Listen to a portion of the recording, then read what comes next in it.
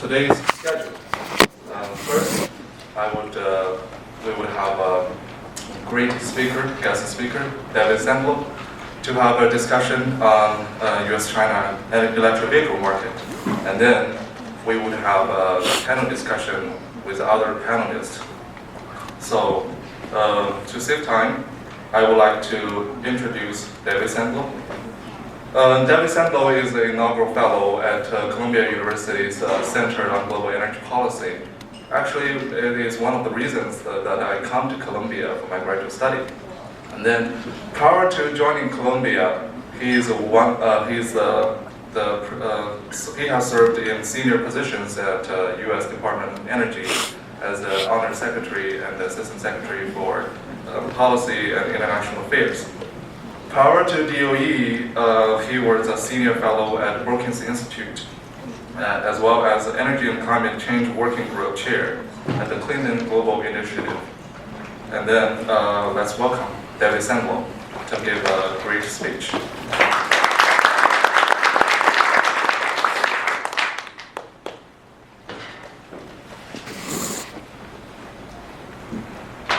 Well, thank you, Chen-Li. And thank you to all the organizers of this excellent conference. Thank you, Mr. Chairman. I have been to many conferences over the years discussing the topic of U.S. and China and clean energy. And yesterday, for me, stands out as one of the highest quality dialogues I've seen on this topic. The speakers were excellent, the presentations were excellent, and I was delighted to be able to participate.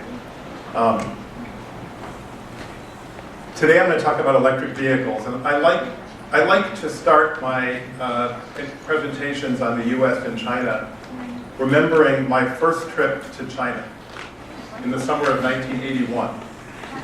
And this is a picture of Shanghai a few years later. This is actually taken in the summer of 1983.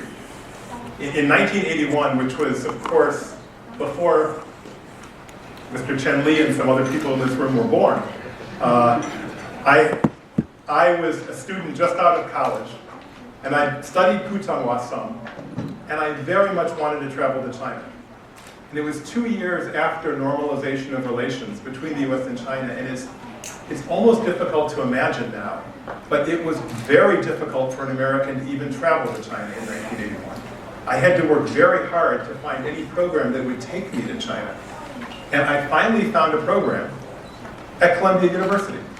Because actually, my only previous association with Columbia University before my current position there.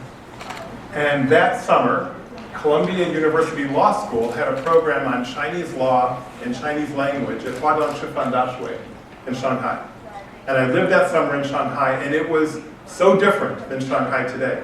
That summer in Shanghai, there was exactly one place in the entire city where we could get access to an international telephone line to call home. We would take a cab to the Heping Fandian every weekend in order just to be able to call home. And today, it always amazes me today when I fly to China, and it's a 14-hour nonstop flight, and then of course, as soon as I hit the tarmac, I always pull out my iPhone, and by the time I get to the gate, I probably sent 3 emails around the world. And the change has just been amazing in the world this time. And so this is China in 1980, or Shanghai in 1983. This is Shanghai, same place today. So in my adult lifetime, the city of Shanghai has gone from that to that. And I draw some conclusions from this. And I like, one of them, I use the terminology of my old boss, Steve Chu, who was here yesterday. And Steve Chu, who I worked with very closely for 4 years, likes to talk about existence proofs. It's a scientific term. Those of your engineers and scientists know the term existence proof. But I'm not a scientist or an engineer by training. When I first started working with Secretary Chu, he would use the word existence proof every couple of days. So finally I asked him, Secretary Chu, what's an existence proof? And he said, it's a very simple concept, David. It just means, if it happened, then it's possible. That's an existence proof. If it happened, then it's possible. And this, for me, is an existence proof. This change is an existence proof of one the capability of people on our planet to make extraordinary changes in a short period of time. And in particular, the capability of the people of China to make incredible changes in a short period of time. I have some other pictures which illustrate that point. Here's Tiananmen Square, roughly the time I was in Shanghai. By the way, that summer we were not allowed to travel outside of Shanghai. We couldn't get travel permits, so I didn't go to Beijing until many years later. But this is Tiananmen Square in the 1980s. Here is China in the 1990s, and here's China today. So big changes during this period, and obviously they've improved the lives of people enormously. China has had the most successful anti-poverty program in the history of mankind.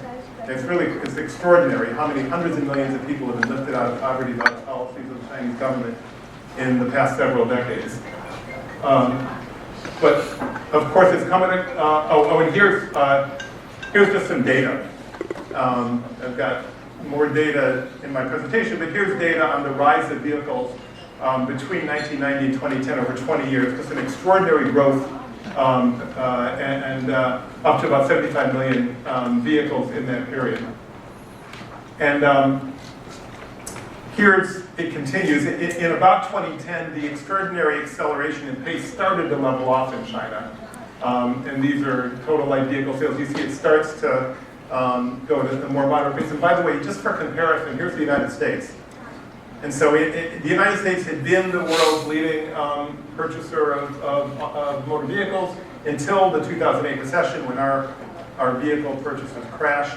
China became the leading purchaser of vehicles, and it has remained so. And but the pace of growth, interestingly, has been about the same in the U.S. and China ever since. This has come at a cost in China. It's obviously had tremendous benefits, but we're all familiar with the terrible air pollution problems. Here's Beijing Marathon in 2014. And it's not just Beijing, of course. It's Wuhan. It's Shanghai. And I like to think of this picture of Shanghai, but Shanghai looks like this a fair amount of the time. So it's obviously an important issue, and it's driven both by the motor vehicle emissions that we're talking about in this conference, but of course also a lot by coal plants. Here's the average PM 2.5 in Beijing over the course of a number of years. The green line on the bottom is the US annual standard. The red line is the Chinese annual standard. And the blue is the actual data, what's happening in Beijing. And not once did it actually reach below the standard. By the way, just one other piece of this. In the United States, people don't know what PM 2.5 is, by and large. I mean, most people. I had an experience about a year or two ago in Beijing when it was a winter day in Beijing, and I was talking to a waitress there, and I told her that I was going to be going down to Hainan Island, and I was looking forward to it. And she said, "Oh, you're very lucky." And I expected her to say, "Because it's very warm down there." And she said, "Because there's no PM 2.5 down there." And that's an experience, for those of you who live in China, you would never have in the United States. Nobody, most people wouldn't know what PM 2.5 is, and they're not paying attention. But speaking of the United States, I just want to show a few other pictures. This is the US city. And that summer in 1981, when I flew to Shanghai, I had lived for a couple of months in Los Angeles. It's actually the only time in my life I've ever lived in Los Angeles. This is what Los Angeles looked like then. I worked in the 40th floor of a skyscraper that summer, and I was literally there for a month before I ever saw these mountains. The smog was so bad in Los Angeles in the early 1980s that one never ever, it always looked like this. You never saw mountains. But today, Los Angeles often looks like this. And here's Los Angeles in 1968. Terrible, terrible smog. And here's the same place in Los Angeles today. So this, by the way, is an existence proof of the ability of major cities and countries to address air pollution problems. Actually, as an American, I can say I think our country has done a lot of things somewhat poorly in the last several decades. But one thing my country has done extremely well is clean up the air in our cities. We still have a ways to go, and Los Angeles doesn't always look like this in terms of air quality, but the United States has done a remarkably good job of cleaning up the air in our cities. In New York, where I now live, the air is quite clean, and I had a conversation a little while ago with somebody who was working in New York 30 years ago who told me he used to bring an extra white shirt to the office every day because by middle afternoon, his white collar would be filled with soot in New York. And that never happens today in New York. So it is possible to make progress. It takes time. And I think there's huge opportunities for the US and China to work together on cleaning up the air in our cities.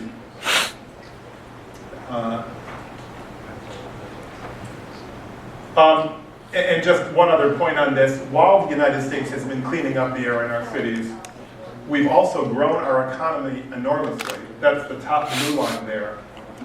The vehicle miles traveled have grown enormously too. It's not that we've cleaned the air in our cities by cutting down on the amount of traffic we have. The population has grown and energy consumption has grown.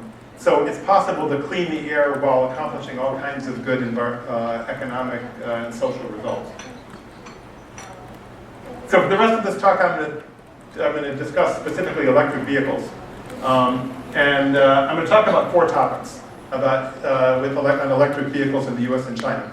First, I would talk about sales, then about infrastructure, then about policy, and then about US-China cooperation. And we have 4 tremendous speakers coming after me. I'm not trying to be comprehensive here, but I just hope to put some facts on the table for us to consider as we go forward, and then other speakers will discuss other topics, I'm sure. So first, let me just summarize where we are on sales of electric vehicles in both our countries. In the past 5 years, we've seen enormous growth in electric vehicle sales in China. Here we see 2011 through 2015, and then at 2016, the red line is the sales so far, and then projections for the year to date. So we're seeing very rapid growth in electric vehicle sales in China. Enormous growth between 2014 and 2015 in particular, driven by subsidies, driven by incentive policies the government is offering, which we'll talk about later, but spectacular growth, similar to the growth curve we saw for the vehicle fleet as a whole in China between 2010 and 2020, or between 1990 and 2010. Here are some of the popular EV brands in China. I think some people, 1 or 2 speakers showed similar slides yesterday for those who were here. But BYD has the most popular brands in China. SAIC, Chery, others have very popular brands. Although EV sales, electric vehicle sales are growing enormously, they are still a very small portion of the overall vehicle fleet. You can see the tiny sliver right there. And all electric vehicles are 71% of the total, and that green is supposed to have a label that says plug-in hybrid electric vehicles is the balance. But a message here is, although electric vehicles sales are growing dramatically, they're from a very small base, and they're still a very tiny fraction of overall electric vehicle sales. Here's the United States. Here we see a somewhat different pattern. We saw between 2010 on the left and 2014, there we saw pretty steady growth in the United States. Very, very impressive growth, but nothing like the pace of growth in China. Then between 2014 and 2015, sales dropped, actually, and that's, most observers believe, largely because of the drop in gasoline prices in the United States. And then in 2016, we are seeing what appears to be a resurgence. And most analysts are now predicting record electric vehicle sales in the United States in 2016. This line is gasoline prices in the United States, and you can see the big drop from 2014 to 2016 as global oil prices declined. That's probably the reason for the decline in electric vehicle sales. And here, by the way, for comparison, are Chinese gasoline prices. The Chinese policy has insulated drivers from the drop in the global oil price, which has been, I know, I've heard drivers complain about that in my trips to China. The Chinese government has adjusted the gasoline price more slowly and put a floor on so that there hasn't been nearly the same gasoline price drop in China as we've experienced in the United States. And by the way, in this regard, China is more like the rest of the world than the United States. European drivers and other drivers have been much more insulated from the drop in gasoline prices. It's really the United States and a few other countries that are where gasoline prices have dropped the most. Here's some other data on the United States. Here are sales by states. And you can see, really, the greener the state is, the more electric vehicles are sold. And this is between 2011 and 2016. And the main message here is California is where it's happening. Almost 2/3 of the electric vehicle sales in the United States are in California. Roughly more than twice and in the rest of the country combined. There are a fair number in a few other states, but this is mainly a story about California today. And here are some U.S. electric vehicle sales by brand. The Tesla is believed to be the leading, and then there's a Model S at 15,000. That's an estimate. Tesla doesn't release exact figures, but that's a reasonably good estimate that experts have put together. The next leading is the Chevy Volt, which has been a very popular model, the Ford Fusion, and the Nissan Leaf. And these are 2016 year-to-date figures. Of course, Chevy is coming out with a new vehicle, the Volt, which will be a major market presence, many observers believe. And just like in China, although electric vehicle sales are climbing, they still represent a tiny percentage of the overall light vehicle fleet. It's really a very, very similar pattern. And here, just put together on one slide, are Chinese and U.S. electric vehicle sales. The blue line are U.S. sales, and Chinese sales are in the red. And that was 2011 and 2015, and here just as the figures was presented slightly differently for 2016. And along the bottom, those are months, so 1 and 2 are January and February. And so main message there is China is, actually China's in blue on this slide, need to fix that. And Chinese sales have been above those of the United States pretty steadily for the entire year here. So that's a quick summary on the sales picture of both countries. Let me talk some about infrastructure, by which I mean chargers mainly, and what's happening in both countries. First, here's some data that I found on EV charging stations in China. The blue graphs are the charging stations, and the red graphs, the blue are the vehicles, and the red are the charging stations. So if you just look at the red, you see a very steep climb in the number of charging stations being manufactured in 2015 and deployed. And the assertion from this source is that over 166,000 separate electric vehicle charging stations are now deployed in China. It's a very large number. I'm actually interested in hearing from other experts about their experience with what's happening there. The State Council has put out some guidance on the development of interprovincial EV charging network. And here's maps that go along with it. And State Grid has been moving to deploy chargers in different cities around China and trying to build out the network as part of this. In the United States, here's a map put out recently of EV charging stations. We have tens of thousands by most estimates. We have a number of different providers. ChargePoint, Blink Network, AirEnvironment, Sonic, EVgo. EVgo's just gone through a change of ownership.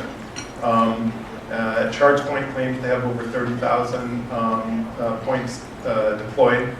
In both the United States and China, there is a big question about what the business model is going to be here. And the business model for gasoline stations in general have been that retail providers earn enough money from the sale of the gasoline itself and from the food and drink and other types of goods that are sold at the gas station to earn a profit.